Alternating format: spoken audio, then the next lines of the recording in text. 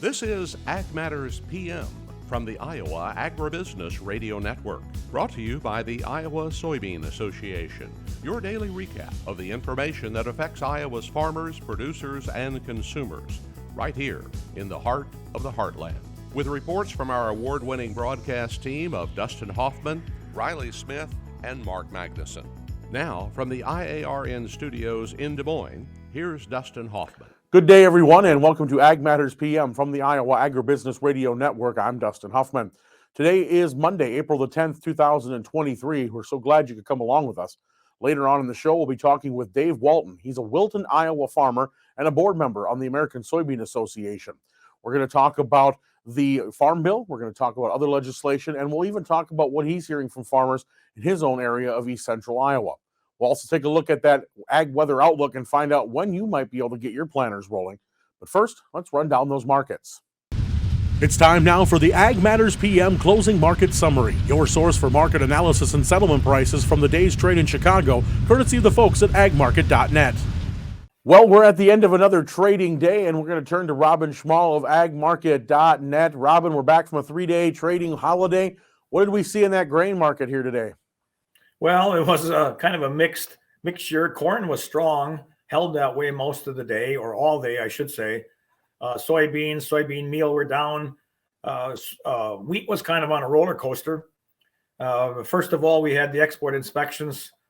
Corn, 31.7 million bushels. That was down actually 11.5 million bushels from the previous week. So not bad sales, but not our inspections, I should say, but not where we would like to see them. Beans at 24.6 million bushels. That was up 6.1 million bushels, but was somewhat disappointing to the trade. That carried over much of the day.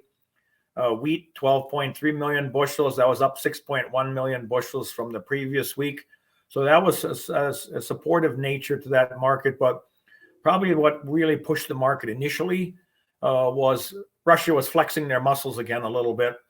And they want the removal of the obstacles for their agricultural exports by the West. And if not, they were again talking about a little bit of issues there with the Black Sea Initiative or the agreement there, and that Ukraine would have to be transporting their grain across country. So that pushed the market initially. And then we've kind of backed off on the wheat as the day wore on. Again, based on, the mediocre export inspections and just the market in general, digesting that news, which probably isn't really going to happen.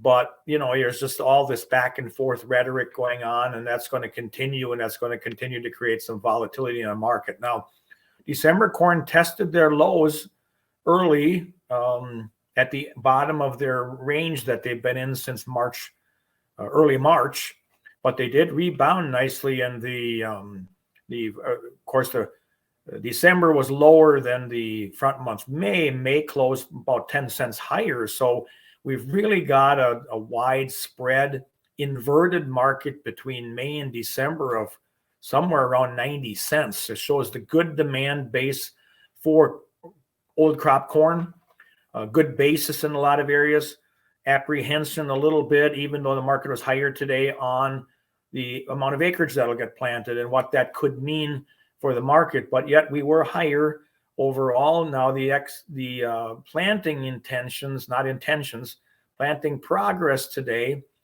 is expected to show not a lot done, but kind of really on track, which is kind of interesting when we look at just a week and a half ago, there was a lot of talk about delayed planting, and we know how that can change very quickly. So it'll be interesting to see the planting progress that we see now. As far as the wheat is concerned, crop conditions on wheat, that may see some improvement, but we are. It may have an impact on trading tomorrow, but wheat is in a little different posture at this point in time, coming out of dormancy coming out of dormancy more in the north, seeing how that thing all those materializes as we come out of dormancy. There is some concern up in the north that there could be some issues, but it's still early to tell that at this point. All right, and then switching over to livestock, what did we see in the cattle and hogs today? Well, cattle continued on some follow-through from Thursday's strong market. We did push to new contract highs today again in both live and feeders. And now the big move on Thursday left chart gaps under the market. Now June and August live cattle contracts now have 2 chart gaps under the market, but that market is so strong. We saw this as a strong cash cattle trade last week, Wednesday, Thursday.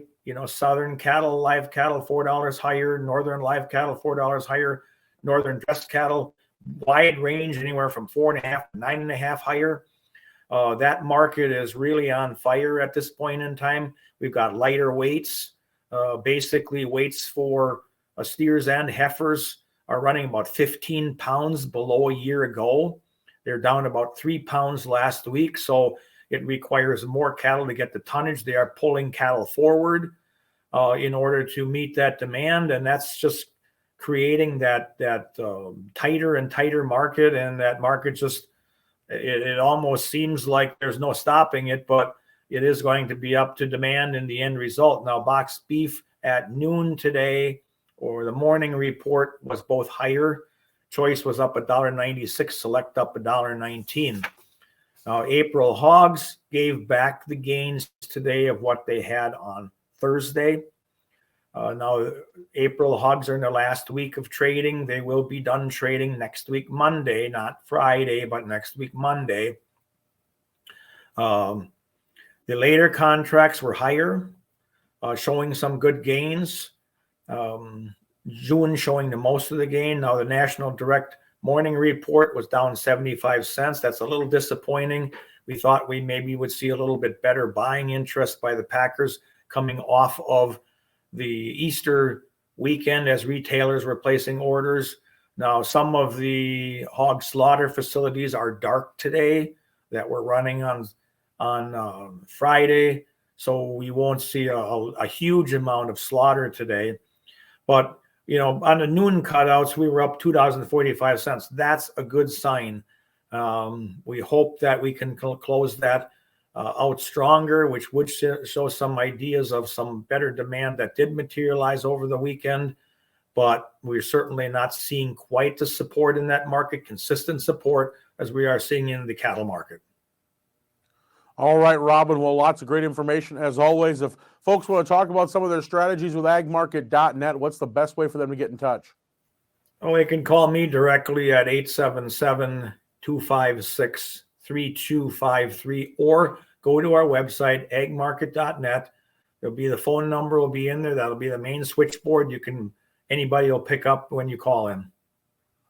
All right, Robin, we thank you a lot for the insight, and we'll talk to you again real soon. All right, thank you. It's always a pleasure. That again was Robin Schmahl of agmarket.net. Let's run down those closing numbers. That comes to us courtesy from the folks at Bar Chart. May corn was up 10.5 at $6.54 even. December new crop up 6 at $5.62 3/4. May beans down 5 1/4 at $14.87 1/4. July down 3/4 at $14.61 3/4. November new crop unchanged at $13.09 3/4. Soy meal was down $3.60 at $4.50.70. Soy oil down a nickel at $54.48. July wheat up 2 3/4 at $6.90 3/4. Minneapolis wheat up 3.5 at $8.74 3/4. Kansas wheat is up 12 1/4 at $8.58 1/4. July oats up 3 1/4 at $3.39 1/2. April live cattle up 30 cents at $171.37. April feeders up 30 cents. They're at $200.92. April lean hogs down 77 cents at $73.37. May up 65 cents at $82.85. Pork cutouts down 45 cents at $78.95. And Class 3 milk down 3 cents at $18.66. And that's been our ag market recap. We're going to take a short break here from our sponsor, the Iowa Soybean Association and the Soy Checkoff. When we come back, we talk to Dave Walton with the American Soybean Association and a Wilton, Iowa farmer. That's next on Ag Matters PM.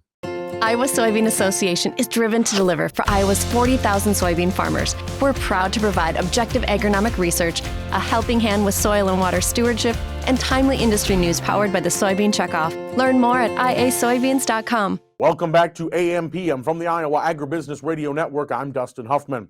Well, planters are looking to roll very soon here in Iowa, especially with this almost summer-like weather we're going to have in the next couple days here. But we also talked with Dave Walton. He is a Wilton, Iowa farmer and also a board member on the American Soybean Association. We talked about lists of priorities and also what he's hearing from farmers as they get ready to plant the 23 crop. Talking right now with Dave Walton. He is a Wilton, Iowa farmer here with the American Soybean Association. Dave, thanks for taking a few minutes to talk with us today. Yeah, great to be here, Dustin. It's fun to be in Orlando and seeing the trade show happen here, so it's a great time to be a soybean grower. So, being here at Commodity Classic and with the American Soybean Association, obviously you hear a lot from farmers. You talk a lot with farmers, about what they're concerned about. And, of course, one of the big things on everybody's mind is that upcoming farm bill. Correct. And so I know you would like to talk a little bit about the infrastructure, the biodiesels, things like that. Talk a little bit about what you're focusing on with your aspect in that farm bill. Sure. So right now the farm bill is we're still in the discussion phase. It sounds like most of it has been written.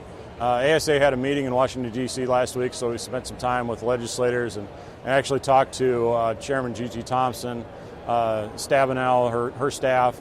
And so we got a good sense of where that process is at. It sounds like most of the bill's been written. We're working on the details, but some of the overarching things is we want to maintain that safety net for farmers. We want to make sure crop insurance is there and solid. We want to make sure that the conservation programs are fully funded and operational for the guys that are out there. And then just overall, just streamline that process. So make it easier when you go to the FSA office or the NRCS office. That time spent there is a little more productive than that 4 or 5, 6 trips back to get one thing done. So those are kind of the top line things we're working on in the Farm Bill. So tell us a little bit about, like you said, the things you're working on for this year, kind of where things are at and where you're hoping things go in 23. Yeah, so another focus that we're working on right now is in the biodiesel industry. So EPA came out with a RVO number, or volume obligation number, back in December that was actually shockingly low for us. We'd been lobbying for some much higher numbers than they put out. And what they did is really slow down the growth of the industry. And for soybean farmers, that's a valuable market for our soybean oil. Adds about 8% to the value of beans. Typical 500-acre Iowa farmer, that's about $34,000 in his pocket that comes from the biodiesel industry. So the cap on that number really put a damper on the whole industry. So there's 4 crush plants have been announced in Iowa. A couple have already been built. Those 4 crush plants are on hold right now, mainly because the growth has been capped. So we're going back to D.C. and we're telling EPA and the folks that will listen to us that really they're off by almost a decimal point. So instead of that 50 to 60 million gallon growth that they're saying year over year for the 3-year period, we're saying that number really should be 500 to 600 million. And that's where the industry's growth had been targeted to go. EPA just got the number wrong. So we're back there trying to get that corrected. And what's the process? What's it going to take to get them to correct that? So they came out with that announcement December 1st. That kind of opened up the period where we can go back in and make comments. The comment period is closed, so ASA, the biodiesel industry, farmers in general made comments to EPA about those numbers and the effect that it has on our own farms. And Iowa's the #1 biodiesel producing state, so we had a large number of people from Iowa make comments to EPA. So now it's up to them to look at those comments and revisit the numbers that they came up with and really try to do what Congress intended, and that is to use that RVO number as a growth target and not a minimum obligation. So Congress intended that number to be a stretch for the industry to grow up to. Instead, EPA's looked at it and said, no, this is where we're at, and it's kind of capped the market. So we want them to go back to that growth opportunity. All right. And so as an Iowa farmer, looking ahead for this year, what kind of things in-state, not necessarily policy, but just in-state things that you're thinking about, things that, are top of mind for producers and then, maybe, on your farm? Yeah, so, talking to friends and neighbors and folks across the state, the margin is the big topic. We've got good prices now, but a lot of our inputs have increased. So the margin slimmed down again this year, and that's been a concern. I think weather-wise, at least our end of the state and East Central, we're sitting in pretty good shape. We've had good moisture over the winter. We came into the fall dry, affected the crop in a lot of cases in our county area. But I think we've recharged that soil profile. So the guys are pretty optimistic for next year as far as the crop goes, but it's the margin they're concerned with. All right. Well, I appreciate, Dave, all your time and kind of updating us what's going on at ASA. I appreciate you talking to us. Thanks. And that again was Dave Walton, Iowa soybean farmer and member of the ASA board. Let's go ahead and run down that ag weather outlook. Well, right now it is cloudy in Des Moines as we have that possibility of rain, and we have that chance of rain even into the southwestern part of the state. But for the rest of Iowa, it looks to see some variably cloudy skies. The temperatures looking pretty decent today, but tomorrow is going to feel summer-like. And of course, getting some of that wind that was supposed to come is going to help dry out that ground and even melt some of that snow in the northern parts of the state to help get those planters even closer to rolling in parts of our state. Let's see what the National Weather Service has to say for the next 24 hours. Well, just like I said, it seems that winter has given spring a miss and gone straight into summer. Today, looking for some variably cloudy skies. Check local listings to how much cloud cover you may see. It'll be warmer. There'll be a chance of showers from around southwest Iowa near that Council Bluffs, Atlantic area, moving its way up towards Des Moines, but it will the chances get lower as it moves to that northeasterly direction. Highs today in the low to mid 70s. Tonight, mostly clear skies. We'll see temperatures in the upper 40s to around 50. And then tomorrow, sunny, breezy, and warm. Could see a lot of 80-degree temperatures in the western two-thirds of the state. Looking at those highs again, mid 70s to the mid 80s. Looking at the affiliate weather map, tomorrow, sunny in 82 in Cherokee, Shenandoah sunny in 86, Des Moines sunny in 81, Waterloo sunny 79, Albia also sunny in 79, Clinton will be sunny and 77 degrees. For more detailed forecasts in your area, tune to your local Iowa Agribusiness Radio Network affiliate. And that's been our Ag Weather Outlook. And with that, we're at the end of today's show. You can find all our content online at iowaagnet.com. Don't forget, you can also follow us on Facebook, YouTube, Twitter, LinkedIn, and TikTok. And while you're at YouTube watching this video, don't forget to subscribe and hit the bell icon so you're notified of every video project we put out. Also, don't forget about our free Twice Daily Market podcast coming to you from Google, Amazon, Apple, Spotify, and Podbean. From the IARN studios in Des Moines, I'm Dustin Huffman. For Riley Smith and Mark Magnuson, we thank you for watching. This has been Ag Matters PM.